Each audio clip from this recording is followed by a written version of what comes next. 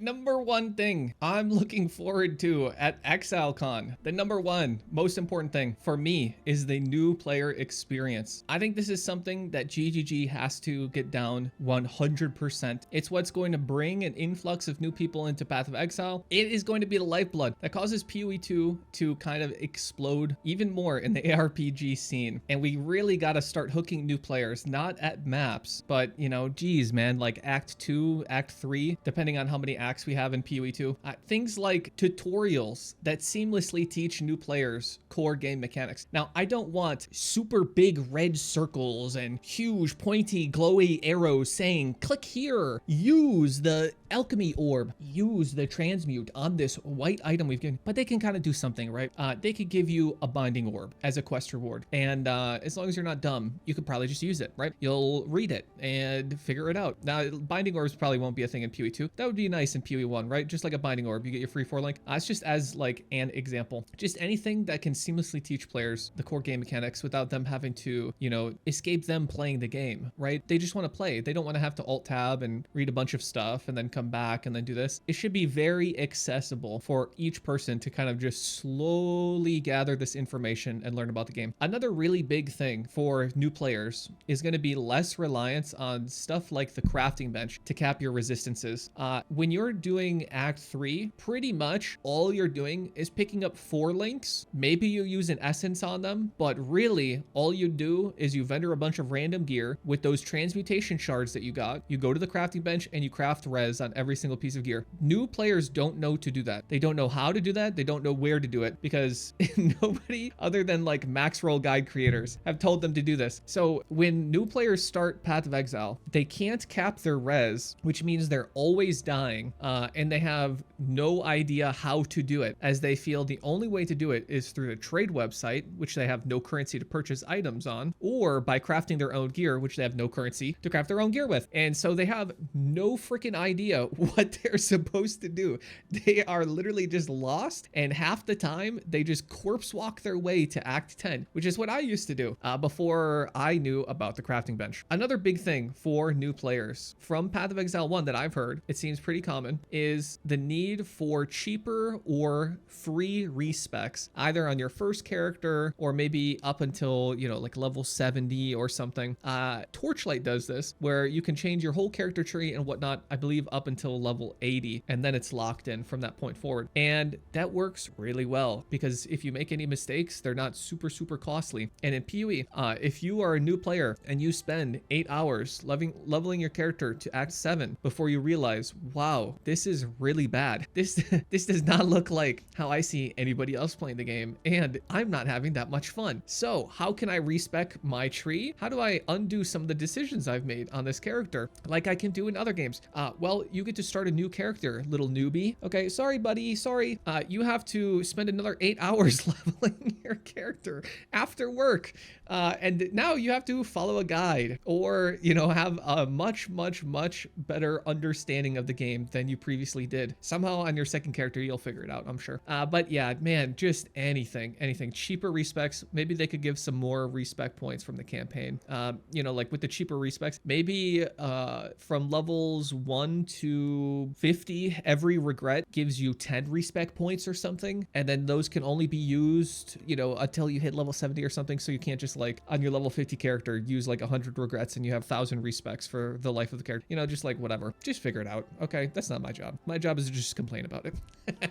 I don't know, but something needs to happen because holy moly, if new players are playing new builds and trying out stuff just for the fun of it, they sure as hell get punished for it, which is not good. One more big issue with Path of Exile 1 leveling is the early level gem choices. It feels like the game kind of just baits you into really bad decisions very early on. There are so many bad gems that are just like spoon-fed to you. So you assume you are supposed to use them. Sometimes players don't know they can even go and get more gem options from the vendors, right? They have no idea. But the early level gem choices, hopefully they can kind of figure out a nice middle where the early gem choices are things that can be pretty viable or would be very obviously potentially upgrade it to like something better later on if they do want to have those kind of like early and bad choices. It could be things like you start with double strike, and double strike can work for a little while you're leveling, but eventually you would find another strike ability that's like a very obvious upgrade. Like it's super obvious, you know, you could just like pick up any other strike skill and it's going to feel so much better than just doing double strike, right? Much more obvious options like that. I don't know, things like that. Something for them to figure out, not for me to solve. Number 2, new additions to the end game. I'm talking new pinnacle bosses. Yes, I'm looking for Maven's mother at ExileCon 2. Things like a new league mechanic, or they could even bring back old league mechanics. Stuff like Forbidden Sanctum would be really sick. We'll talk about Forbidden Sanctum in a little bit again. But yeah, I'm just another new league mechanic. That'd be really cool. I just want to kill new monsters and get new loot. Some twist on mapping or the Atlas progression. I think the addition of the Atlas tree was really cool. And I'm looking forward to some new kind of thing that will augment our mapping or Atlas progression at a minimum. Whether that's like some new quests, you know, like Maven's mom comes down and now you gotta do whatever her quest storyline is to unlock whatever the new version of Watchstones is. You know, it's something like that, right? Something like that. I'm also looking forward to potentially new endgame farms. So this is something they have kind of had an emphasis on, and I really appreciate. Although, to be honest, I feel like they've been kind of weak with these last few iterations. But remember how everybody gave their feedback. I believe this was after Expedition, and they internalized it. They listened, and they gave us things like Simulacrum Wave 30, Blight Ravaged maps, the Unrelenting Legion emblems. Stuff like that was really, really cool, and I really appreciated it. They even updated Delve. I don't think that was with it, but you know, that was a really cute thing. I'm looking forward to some more stuff like that. This is where Forbidden Sanctum could come back. Forbidden Sanctum could have some almost endless or the like no-hit run. They could just introduce that again, right? That was another kind of like end game farm, is doing no-hit runs with Forbidden Sanctum. Things like that are really, really cool. Just some other way for us to push our characters. That would be really cool. Literally just anything. Then of course, some chase uniques. I want things like a cool belt or a cool flask or even a cool weapon. I'll be keeping my eyes peeled. I'm sure they're gonna have something. There's no way there isn't at least 5 cool new uniques, right? In POE 2's launch, there's no way. There's literally no way. Same with the pinnacle bosses. There's no way they don't add at least one new pinnacle boss. Just a cool guy that you can skill or gear your character up enough where you don't need to skill him. You can just stand there, eat everything, or one-shot him. Number 3, the third thing I'm looking for at ExileCon, combo abilities. Now, this isn't something I'm looking for because I necessarily really enjoy them. This is something I'm looking for because I know they're going to put them in the game, and they kind of have already hinted about it. And I think it's something that's going to be very, very busted as far as build creation goes. With all the 6 links now at our disposal, it is absolutely expected that we'll have a bunch of combo abilities. This could be stuff like Essence Drain Contagion, BFBB, slams, etc. We've already seen some of this, I believe, with the like kind of preview with the staff stuff. And it seems like they really do kind of enjoy balancing these multi-button play styles, even melee these days, with the 2 totems you have to put down, the berserk you have to pop, the focus, and maybe a curse, a self-curse, so you don't have a penalty if you're not Bone Shatter for just putting on Cast Damage Taken or some shit. I'm just looking for these because I think they'll be some of the best builds, especially with how much utility and whatnot we'll be able to add with all the 6 links. And yeah, these are just gonna take the end game by storm, I believe. I don't think we're gonna see as many powerful builds just have an ability on your right mouse button. Now, I don't think they're gonna remove them. That would be kind of wild, right? I just think the balance of power will be more towards combo-esque builds than it will be towards right-click plus utility type of builds. Itemization improvements is number 4. Things like making loot on the ground much more valuable is going to be very important, and it's a goal that they've had for quite some time. And it's sad because this is an issue they've talked about wanting to solve, and they did solve it in Sentinel League with Recombinators. People were going as far as running a body armor that made every magic item drop identified so that they could pick up very high value magic item bases that had good mods on them to sell them to recombinate them in influence bases were constantly identified and used as feeders to create really sick gear. Stuff like that. You know, like recombinators made it so free, so easy to have loot on the ground, just explode in value. Atsuatl mods, random delve modifiers that were on the ground. Tying in with Sentinel a little bit is going to be some changes to crafting. Just like a little bit. Just make it slightly easier for some things. If clusters are going to be in the game, I think clusters can be crafted a little bit easier. That would be kind of nice. Maybe some changing in the item weights or drop rates of items. Tie those together. So the high tier item weights for some mods are just so abysmally low. It's just depressing. It's like, okay, I'll spend 3,000 alterations on my shield to obtain this mod, and that's step one of the craft. And now I get to imprint it. Just all the stuff like that. I think like it can be changed a little bit. You know, maybe they do something where they change the weightings. You're more likely to get better items, but items in general drop less on average. Stuff like that could be kind of neat, but who knows? I'm just looking forward to anything at all changing with crafting, because right now it seems like a lot of the time you're kind of just grabbing fractured things, spamming essences or fossils until whatever you get your, you know, suffixes, and then you go from there. Stuff like that, outside of really crazy crafts. New mods that interact with new systems. This is kind of exciting, right? So these are things like Impale being added to the game. Back when, you know, elemental damage was just the absolute monster. You just do fizz conversion no matter what. Literally every time you're doing fizz conversion, you're gaining fizzes extra. You just boom, boom, boom. But then they added Impale, and Impale was pretty good for a while there for just pure fizz builds. It added a lot of power and a lot of damage to him, especially with the cluster jewel mod that was deleted in Delirium League, but we still have the Watcher Eye with the extra 2 impales, or even suppression going into some defense. That was a really cool new addition, a new system that they added to the game that made crafting a little bit different. It made gearing a little bit different, and it sure as hell changed defenses on a lot of characters, because a lot of people want suppression because it's pretty good. So stuff like that would be really cool to see, and it's something I'm looking forward to.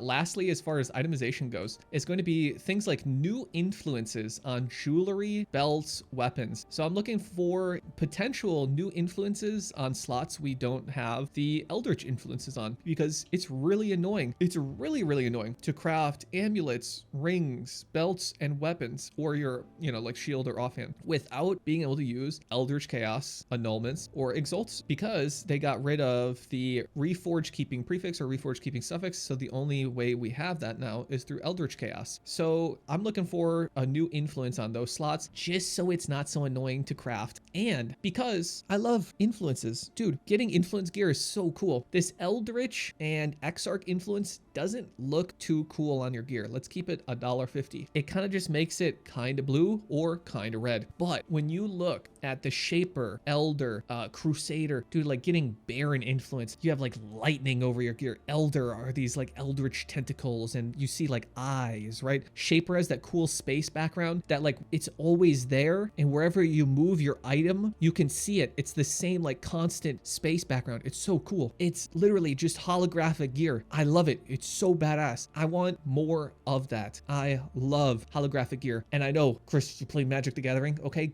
Give us more holographic gear. I love that shit. Okay, lastly, and this was in no particular order, by the way, so you can't blame me if you disagree in the comments below. But number 5 is going to be leveling improvements. This ties in with the new player experience, but it is more for us old guard, okay? For us who've been leveling through the same campaign for years and years and years and years now. Jeez, man, like it's been quite some time. And they did do the acts, you know, 5, 6, 7, 8, 9, 10, but they are kind of just callbacks to the other ones. And while they are different, it was different enough, but it's not different enough forever. Okay, so leveling improvements. They've said things along the lines of, what if we make it more like mapping, or what if we make it more like the stuff you like doing with your character? That would be really cool. So if the campaign has less kind of just running and picking up of quest items and going to these places, and more more things like, oh crap, there's a breach that spawned, we gotta defend this area, and then you have to like pop the breach and do something, right? Where it puts you in a space where you're kind of just killing monsters, and you know, that's the quest. Or you're going and you're doing like randomized like zones where you just kill monsters and that's it.